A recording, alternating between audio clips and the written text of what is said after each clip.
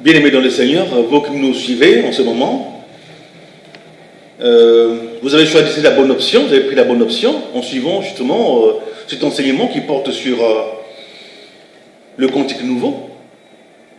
Nous poursuivons donc avec notre enseignement et nous arrivons bientôt au point de chute, c'est-à-dire à la fin de cette présentation. Et nous aimerions lire avec vous Matthieu 10 au verset 26 à 28. Que nous dit ce passage? Alors, ce passage nous dit ceci: ne les craignez donc point, car il n'y a rien de caché qui ne doive être découvert, ni de secret qui ne doivent être connus. Nous sommes arrivés au temps de la connaissance, de la révélation. Toutes ces choses de ce monde, les choses à venir, ont été révélées par le Saint-Esprit. Dieu les a fait connaître à l'ange. C'est la révélation de Jésus qui concerne Jésus, qui concerne sa venue glorieuse, qui concerne la fin de toutes choses, la fin de toutes choses en Jésus, et que Jésus a révélé en envoyant un ange pour enseigner à son Église, à travers justement Jean. Et Jean, à son tour, a communiqué ce qu'il avait reçu à l'Église. C'est pour ça que la Bible dit qu'il n'y a rien de secret qui va rester scellé. Il n'y a rien de caché qui ne doit pas être connu. Aujourd'hui, nous avons droit à la connaissance, aidé par le Saint-Esprit, guidé par le Saint-Esprit. Cette force dont la mission justement consiste à rappeler ce que le Seigneur a dit, à apporter le témoignage sur ce qu'il aura vu et entendu dans le ciel, dans le royaume de Dieu, mais aussi à prédire, à nous révéler tout ce qui va arriver, de façon à ce que nous ne soyons pas comme du temps d'Osée, qui s'est créé en disant mon peuple périt, faute de connaissance. Nous devons avoir la connaissance. Alors la connaissance dans la justice, la connaissance dans la bonté, la connaissance dans la vérité. Parce que seule la parole de Dieu est vérité. Le Saint-Esprit qui nous conduit est vérité. Alors, nous allons lire un dernier verset, un dernier passage de la Bible, dans Actes des Apôtres, au chapitre 8, verset 23. Alors, que dit ce passage des Actes des Apôtres au chapitre 8, verset 23? Car je vois que tu es dans un fiel amer et dans les liens de l'iniquité. Et que dit le verset 24? Simon répondit: priez vous-même le Seigneur pour moi, afin qu'il n'arrive rien de ce que vous avez dit. Donc, il y a parmi les chrétiens ceux qui sont sous le joug du fiol amer. Ils sont dans les liens de l'iniquité, dans les liens de la mort, parce qu'ils sont très loin de la vérité. Parce que la prière est devenue pour eux comme un jeu. Ils disent que nous sommes au temps de la grâce. Nous pouvons faire ce que nous voulons. Il suffirait que je m'agenouille et que je demande pardon, et Dieu est prêt à me pardonner. Mais vous vous trompez, bien-aimé. Tu es déjà condamné par la parole que tu entends. Aujourd'hui, nous voulons le voir avec vous. Comment chanter à Dieu un cantique nouveau? Comment présenter à Dieu un culte raisonnable, un culte agréable? Et nous avons vu cet enseignement en plusieurs épisodes. Je suis certain que pour ceux qui ont pris la peine de suivre cet enseignement depuis le début, ils auront retenu quelque chose. Ils auront compris quelque chose. Alors notre manière de prier doit changer. Le but aujourd'hui est de prier, c'est vrai, mais surtout de voir le ciel s'ouvrir, comme le ciel s'était ouvert au temps de Jacques Étienne, avant d'être lapidé lorsqu'il a dit la vérité. Il a enseigné le véritable message, l'évangile véritable de Dieu, en disant que Dieu n'habite pas dans les constructions humaines, dans les maisons que les hommes se construisent.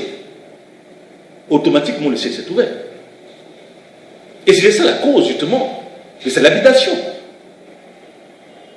Aujourd'hui, le Seigneur vient de nous révéler que nous devons lui présenter un cantique nouveau. Nous devons agrémenter son trône. Nos prières doivent monter au ciel comme du parfum. Nos prières doivent être accueillies dans des vases d'or que tiennent les 4 êtres vivants, qui sont les esprits des 4 évangiles et des 24 vieillards. C'est alors qu'il prendra plaisir de nous écouter, d'exaucer nos prières.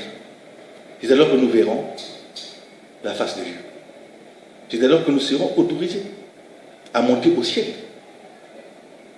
à partager le repas du Seigneur, à être invités aux noces de l'agneau de Dieu avec son Église. Parce que nous sommes l'Église du Seigneur. Nous sommes l'Église du Seigneur. Nous enterrons avec lui dans ce tabernacle, dont la nouvelle Jérusalem, c'est qu'il descendra du ciel auprès de Dieu. Il ne sera pas seul, il sera avec les hommes. Mais les hommes en question, ce sont vous et moi, c'est-à-dire les 144 000, les rachetés de la terre. La précision est donnée, les rachetés de la terre. Alors, bien-aimés dans le Seigneur, faisons de telle sorte que nous soyons comptés parmi ceux-là, parmi ceux qui seront rachetés, parmi ceux qui régneront avec le Christ, parce que son règne est éternel. Son nom est éternel. Son règne est éternel. Le Saint-Esprit est éternel.